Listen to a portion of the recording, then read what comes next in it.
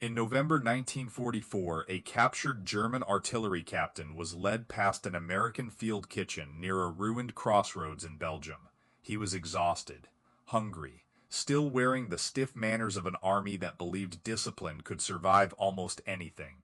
Then he saw the coffee, not a cup saved for an officer, not a thin ration boiled in a dented pot, a whole steel urn of it steaming in the cold. Beside it sat boxes of cigarettes, stacked crates of canned fruit, spare boots, medical kits, batteries, and enough ammunition to make the mud around the truck sag under its own weight. The American guards looked almost bored. One leaned against a jeep with his helmet pushed back. Another chewed gum. A third laughed with a corporal as if this were not the edge of a continent-wide war, but a long shift at a warehouse. To a German officer raised on obedience, shortage, and years of battlefield sacrifice, it looked obscene. These men did not look hard enough to be winning, and yet they were. That was the first wound the Americans inflicted on the German military mind. Not a bullet, not a tank shell. Confusion. Because the Wehrmacht had spent generations learning how to defeat soldiers. By 1944, it was beginning to realize the Americans had brought something else to the battlefield. A war machine that did not always look elegant, did not always look disciplined, did not always look tactically brilliant. But when it found a problem, it fed that problem into an engine of trucks, radios, shells, ships, factories, doctors, mechanics, pilots, and replacement men. And the engine kept running. To understand why that terrified German officers, you have to understand what they thought war was supposed to be. The German army of the Second World War was not just a fighting force. It was the heir to an old military religion. From Prussian drill fields to staff colleges, German officers were taught that war was an art of decision. The best army was the one that moved faster, thought clearer, obeyed harder, and struck at the point where the enemy mind would crack. They studied campaigns the way musicians study scores. They prized initiative, aggression, and the ability of a junior leader to act without waiting for permission. That idea had a name. Auftragstaktik, mission tactics. A commander did not bury a subordinate under pages of instruction. He gave him the mission. Take the bridge, hold the village, cut the road, delay the armor. The method was left to the man closest to the fight. In theory, it produced officers and sergeants who could improvise under fire. In practice, it helped German units win battles, even when outnumbered, tired, or short, on everything except confidence. And after Poland, France, the Balkans, North Africa, and the Eastern Front, that confidence had hardened into something deeper. A professional pride. A cultural certainty. The German soldier believed he was not merely brave. He believed he understood war better than his enemies. The British were respected as steady and stubborn. The Soviets were feared as vast, brutal, and almost impossible to exhaust. Both fit inside the German imagination. But the Americans did not. German officers had read reports about the United States before they ever met American divisions in force. The picture that formed was dismissive and often absurd. America, they believed, was rich but soft. A nation of businessmen, movie houses, automobiles, jazz, gangsters, and comfort. Its soldiers were civilians in uniform. Its officers were managers pretending to be warriors. Its army was assembled too quickly to have a soul. German intelligence did not ignore American industry. That would have been impossible. They saw the ships, the trucks, the aircraft, the mass of steel rolling across the Atlantic. But many of them believed that material power was a substitute for military spirit, a large hammer in the hands of amateurs. So when American divisions pushed into the European war, German veterans expected a lesson to be taught. They expected the Americans to be road-bound, too dependent on vehicles, too casual with discipline, too quick to call for help, too slow to fight through a problem with infantry skill. And in the first encounters, the Germans saw exactly what they expected, or thought they did. In the Bocage country of Normandy, a German machine gun crew might wait behind a wall of roots, earth, and wet leaves. Their MG-42 covered a narrow lane. The range was measured. The escape routes were watched. The ambush had been built with the cold patience of men who had survived the Eastern Front. Then the Americans appeared. A patrol moving too openly, talking too much, shoulders loose. weapons carried with a confidence that looked, to German eyes, like carelessness. The German gunner waited. Then the lane erupted. The Americans hit the dirt. A man shouted. Another crawled backward through the mud. The patrol vanished behind a hedge. And then nothing. No immediate assault. No elegant infiltration. No small unit duel. No heroic rush to close the distance. Just silence. To the German sergeant behind the gun, it looked like weakness. The Americans had been stopped. They had met resistance and decided not to pay the price. Then the radio did what the riflemen had not. The first shells came in short. Then the next salvo walked closer. Then an entire patch of hedgerow disappeared under high explosive. Not one round. Not a warning. Not a careful duel. A torrent. The machine gun nest, the bank, the roots, the firing slit, the little tactical masterpiece built by experienced men, all of it was smashed into smoke and soil. The German survivors learned something that day, though many did not yet have words for it. The Americans were not always trying to beat a position by proving themselves superior soldiers at 10 yards. They were asking a colder question.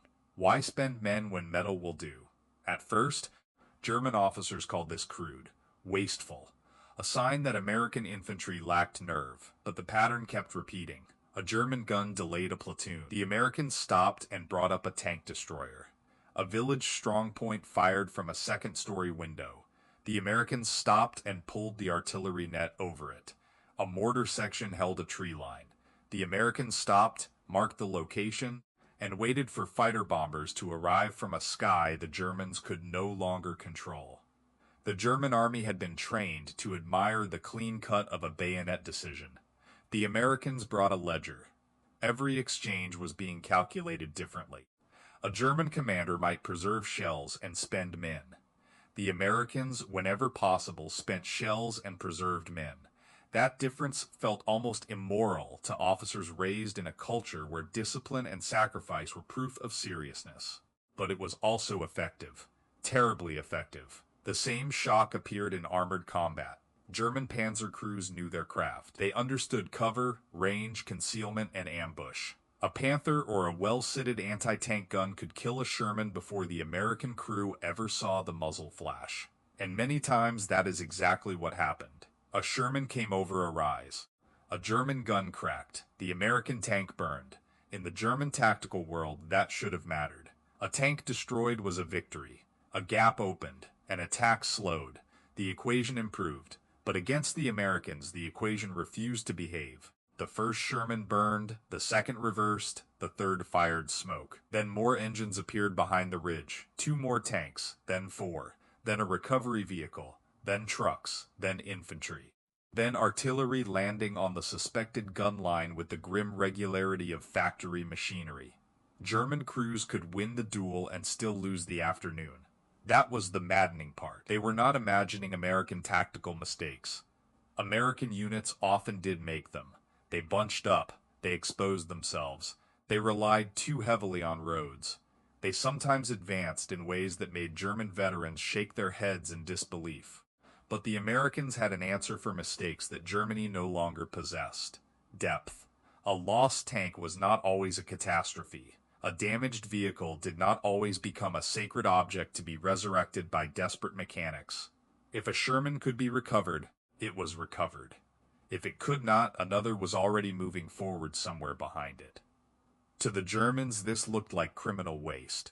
They had maintenance crews who could strip 3 wrecks for parts under a tarp and coax 1 fighting vehicle back to life by dawn. They treated every tank as a national treasure because by 1944, that was what every tank had become. The Americans treated many machines as tools, important tools, expensive tools, but tools. And behind each broken tool stood a port, a depot, a railhead, a shipyard, and an assembly line that had already planned for its replacement. That realization did not come all at once. It came in reports, in prisoner interrogations, in captured letters.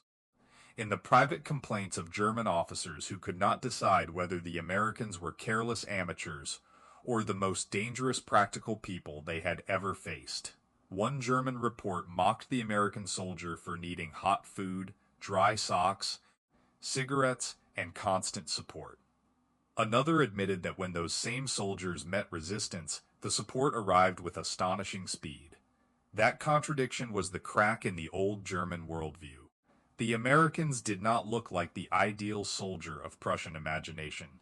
They slouched, they grumbled, they called sergeants by nicknames, they argued with orders in a way that would have shocked a German parade ground.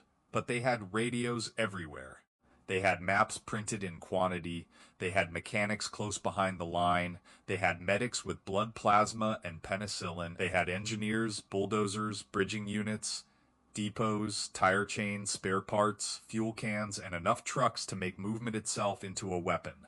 And that is what German soldiers discovered whenever they overran an American position. Sometimes during a counterattack, a German's squad would enter a captured American foxhole line or command post expecting the usual battlefield leftovers. Instead, they found another civilization. C rations and K rations, chocolate bars, cigarettes sealed in packs, chewing gum, instant coffee, dry socks, blankets, medical dressings, ammunition stacked as if shortage were a myth, letters from home, pocket stoves, fresh maps, spare batteries. To a German Lancer who had been living on thin soup, black bread, and whatever could be scavenged from villages already picked clean, these objects did not feel small. They felt like evidence. Each can of fruit was a message. Each carton of cigarettes was a calculation. Each spare boot said the same thing in a language clearer than propaganda. This enemy was not starving. This enemy was not improvising at the edge of collapse. This enemy could take ordinary comfort and carry it across an ocean into a war zone. The German soldier had been told Americans were soft because they wanted comfort. The battlefield taught him a more frightening lesson. They wanted comfort because they could supply it. And an army that can feed, warm, heal, arm, move, and replace its men while fighting is not weak. It is free to concentrate on killing you. The Red Ball Express became one of the clearest symbols of that freedom. After the breakout from Normandy, Allied armies moved so fast that their own supply systems strained to keep up. The Americans responded by turning roads into a non-stop circulation system of trucks, day and night, headlights hooded, engines overheating, drivers pushing through exhaustion, fuel, ammunition, food, spare parts, medical supplies, tires, rations, and everything the front consumed was hurled forward in a rolling chain. The Germans knew supply mattered. No professional soldier doubted that, but they had never faced an enemy that treated supply as an offensive weapon with this level of scale. To the Wehrmacht, logistics was often the thing that limited the plan. To the Americans, logistics increasingly became the plan. That was the real cultural shock. The German army had built its identity around the exceptional fighting man. The officer with nerve, the sergeant with instinct, the gunner who held fire until the perfect moment, the panzer commander who saw the opening before anyone else. The American system did not reject skill, but it did not depend on romanticizing it. It tried to make the average man effective. It tried to surround him with tools. It tried to ensure that a private who was scared, cold, muddy, and ordinary could still call on the power of a continent. That was why the casual American guard frightened the German captain more than his rifle did. Not because the guard looked fierce, because he did not need to. Behind him were cooks, clerks, welders, shipbuilders, depot officers, radio operators, pilots, mechanics, nurses, truck drivers, farmers, factory workers, and an industrial state that had learned how to turn civilian abundance into military pressure. The American soldier did not have to look like a warrior monk. The system had decided he was valuable. That single idea cut against much of the German military tradition. Germany, by the final years of the war, was spending men to protect shrinking stocks of fuel, steel, aircraft, and time. The United States was spending mountains of fuel, steel, aircraft, and time to protect men. It was not softness, it was arithmetic. And the arithmetic reached its harshest test in December 1944. The Ardennes offensive began with the kind of German operation that still terrified Allied commanders. Surprise, speed, deception, narrow roads, bad weather, armored columns bursting through weak points, confused American units pushed back, roadblocks forming in snow and fog, rumors spreading faster than orders. For a moment it looked as if the old German art of war had returned with one last blade. The offensive cut deep. American lines bent. Some units were overrun. Others fought from crossroads, ridges, villages, and frozen tree lines without knowing where the front really was. German officers hoped for panic. They hoped for paralysis. They hoped that green American formations would break under the shock of a serious, concentrated blow. Some did break, many did not, and the larger system began to move. Divisions were shifted, roads were reorganized, traffic control became strategy, fuel priorities changed, supply dumps were guarded, moved, or burned before capture. Engineers held bridges, clerks became riflemen, cooks carried ammunition, military police untangled roads under shellfire. Then came one of the most astonishing maneuvers of the campaign. Patton's Third Army, already engaged elsewhere, pivoted north in freezing weather and drove toward the German flank. It was not magic. It was staff work, fuel, maps, traffic control, maintenance, discipline of movement, and the brutal willingness to push men and machines through winter roads until the turn became real. That was the American strength at its most misunderstood. Not perfect elegance, not parade ground discipline, organized motion. At Bastogne, the lesson became even clearer. The 101st Airborne and attached units were surrounded. The town was cut off. German forces expected isolation to do what German fire had not. But isolation did not mean the same thing when the sky could become a road. As weather opened, C-47 transports came over the frozen town. Parachutes dropped ammunition, medical supplies, radio batteries, artillery rounds, food, and the small material necessities that keep a surrounded force from becoming a doomed one. The Germans had surrounded the town. The Americans had turned air into a supply line. Then the sky cleared further. The fighter bombers came back. P-47 Thunderbolts and P-51 Mustangs swept over roads, columns, bridges, fuel trucks, and exposed armor. German vehicles that had depended on fog and surprise now lay visible from above. The offensive, built on speed, began to slow, then stall, then harden into stranded columns. And at the center of the failure was the resource Germany could not conjure through courage: fuel. Elite armored formations did not fail because their crews forgot how to fight. They failed because engines without gasoline become bunkers, and bunkers in the open become targets. That was the final humiliation. The army that had taught the world modern war of movement was stopped by an enemy whose greatest genius was keeping movement supply. By early 1945, captured German officers no longer spoke about the Americans with the same easy contempt. The jokes about gum-chewing soldiers remained. So did criticism of American tactics. Many German veterans still believed, with reason, that their small unit skills and armored doctrine had been sharper in many situations. But the conclusion underneath had changed. The Americans did not need to win war by German standards. They had changed the standards. They made firepower faster than bravery. They made supply deeper than tactical success. They made medical care part of combat power. They made replacement a certainty rather than a hope. They made the ordinary rifleman the endpoint of an enormous machine built to keep him alive, armed, and moving. That was what the German captain saw in the steam rising from the coffee urn. He just did not understand it yet. He saw casual guards, loose manners, full packs of cigarettes, too much food, too many trucks, too many shells. He thought he was looking at indiscipline. In reality, he was looking at confidence. The confidence of a country that could afford to be informal because its seriousness was hidden in schedules, tonnage, production quotas, convoy routes, repair depots, blood banks, and loading cranes. The Wehrmacht had mastered a harsh and brilliant form of battlefield art. It could still ambush, counterattack, delay, and punish. It could still make the Americans pay dearly for every mile. But it could not solve the deeper problem. Every German tactical success had to be perfect because German resources were vanishing. American tactical failures could be corrected because American resources kept arriving. That imbalance did more than win battles. It changed morale. The German soldier began to feel that he was not fighting one unit in front of him.